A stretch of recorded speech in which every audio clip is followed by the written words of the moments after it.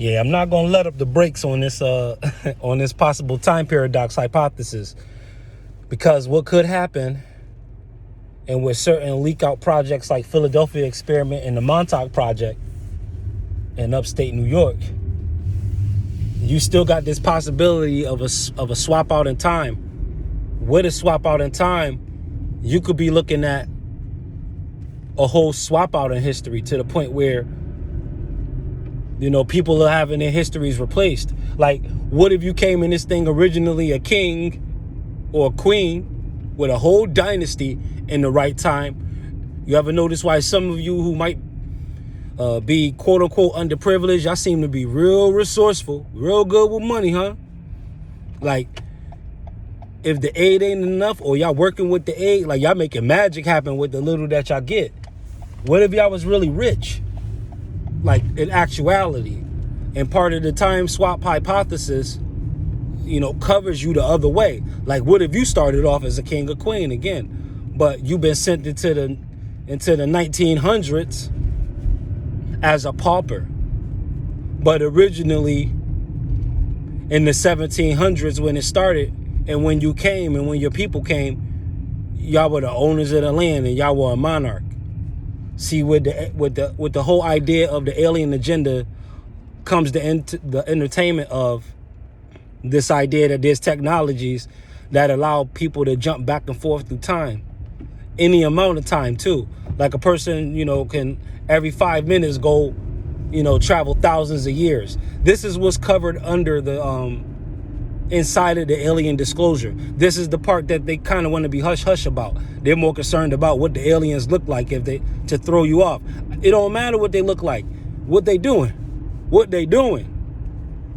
We can find out what they look like later. But what are they doing? So part of what they're saying that can possibly be done is this whole time thing, because time and higher dimensions and under these technologies, the said technologies, you understand, makes time a circle. So they could keep looping back around on you and going back and forth in any part of the timeline and changing whatever they want.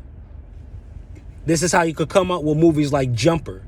Like, there's real, you know, the idea of entertaining people who really operate off of flashpoints. And they be, you know, I don't know what they do to get there. I don't know if it's magnetism. I don't know if it's bending light. I don't know what the physics behind it is, or if it's even provable or anything like that. We're just going with the hypothesis. Like, what if we're in universe C, where suddenly this becomes true? What do we do? Because we're experiencing enough stuff that's seemingly unrealistic now compared to where we were maybe 20, 30 years ago. You got to remember, just before the year 2000, cell phones weren't even this shape. They barely had color. The texting was the same thing as the toll-free number pad on a rotary phone. I'm talking about J, K, and L was all the number 5, and you had to press the number 5 until the icon flashed on your letter in order to solidify your choice in the letter. You know how long it took to tell somebody we outside? You know how long it took to say I'm downstairs? Man, that text took up, and you ain't want to call them before 9, because that was how it was back in the day. A lot of people phone plan was, yo, I'm fine after 9. Don't hit me before 9, please. They'll be right around the corner at 8:45 smoking the L. Don't hit them up before no doggone 9 p.m. You see the difference in the bill too. And man, did that take a little bite out of the little school check or whatever little money you was getting. But people can be having their entire history swapped out. This is another reason for choosing your archetype, and another mystery behind being the best version of yourself. Because you might be maybe not bending time itself in terms of minutes and seconds, days, hours, months, years, but bending time in terms of bending moments, reversing your fortune, completely altering the trajectory of what your fate could have been. Essentially redeeming the time. Time continues to tick, but how it flows and how it feels when it's moving, that's on a case-by-case basis. So it's in the hands of the individual. And if this stuff is real, I mean, you're gonna have to have what? Some kind of intergalactic police force, some kind of intergalactic agents. You know, I mean, who's policing the universe? Bad enough. I mean, it's tough seeing how different countries police each other on Earth, but in space, we still don't even know how they get down. We don't know what are they. We don't know what they are, if they are. We don't know. But the movies is people with imaginations. What if they seen something that was real? What if it's real? There's enough going on. People have enough interesting ideas. And certain pundits are entertaining. They're entertaining it to an extent. And if none of this is true, what are they distracting us from with all of this? And what is the double meaning of it? Because it's going to mean something to somebody in a whole different way. You got to beware of doublespeak. And this is if you're entertaining the idea of secret societal language. If you know how to break things down and interpret them in a number of ways, within that multifaceted lexicon of yours, you'll probably come across one of the ways that is similar to maybe some underground group. They may see it one of the ways you see it, if you see what I mean. And so with this, maybe you have the keys. Like, there's certain things, like when I'm looking back, like over certain like occurrences in my life, it's like, wow, you know what I mean? For me not to be, I'm not even involved in any kind of secret societies whatsoever. But in my bloodline on both sides, again, it's covered.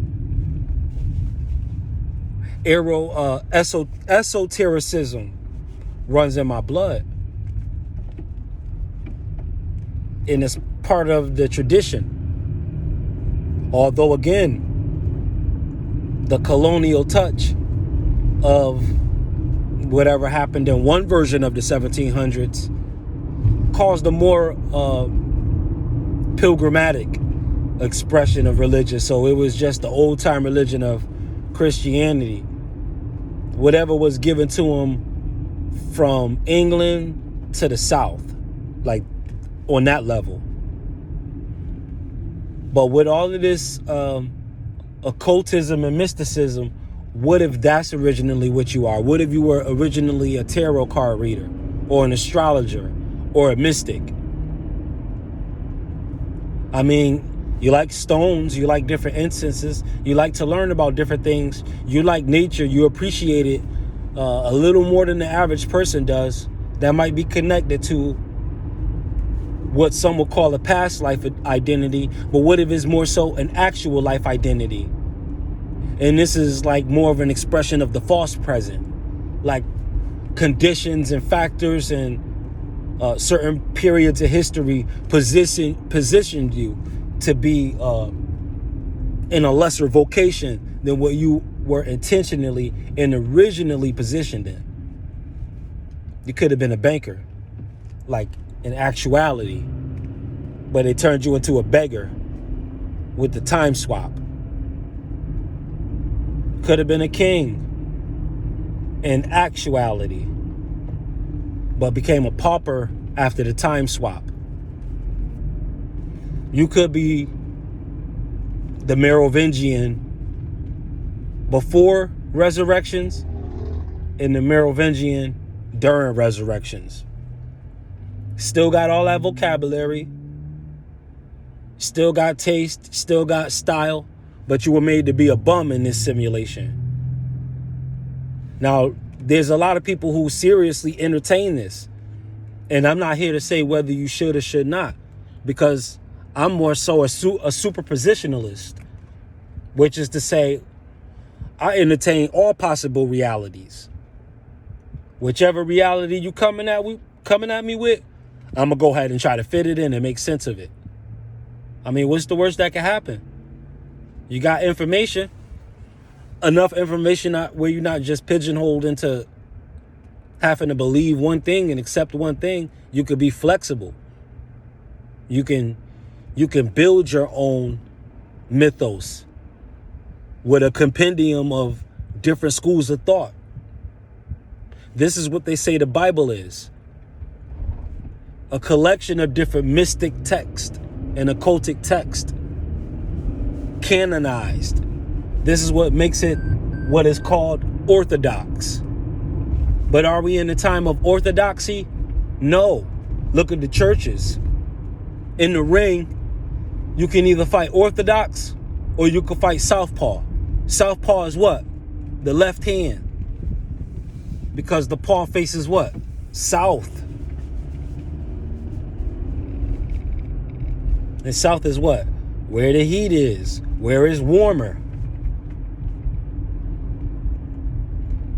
And getting warmer means what? Getting closer to the truth versus cold. You're getting warmer. And where it's real hot at, they call it what? The equator. So nothing is hotter than equality. Nothing is spicier than being the ultimate equalizer. In order to be the ultimate equalizer, you gotta be all powerful. And there's different levels of expression when it comes to big power. The idea of all power can't be fathomed, you understand? But just use the two terms, dark matter and dark energy, and that'll sum it up when we're talking about real power. Going far beyond mere ideals and philosophical arguments. We're just talking about the creation of universes and stuff. If there's people behind this whose minds are really that strong, you know, what kind of conversations are they having at the dinner table?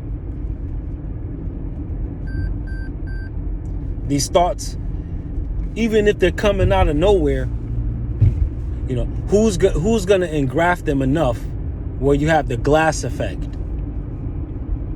You know, the last in the Shyamalan of between Unbreakable, Split, and Glass, where the people really did have supernatural things going on, but it had everything to do with how strong they believed in what was the assumed placebo. And that was a battle between who, may I ask? The psychological institution. Mind stuff. They was going against the shrinks. And it was the psychiatrist who was ultimately recorded live doing malpractice by the villain. What we talking about here? A lesser of two evils. Just the right soup and elements and ingredients to convolute a time swap where you may feel like nothing has changed at all, when in fact your memory may have been wiped clean by higher beings. So all of these are things to that a lot of people entertain that could also be digging into the time swap / alien agenda dealing with non-disclosure. Super T Sigma programming. Peace.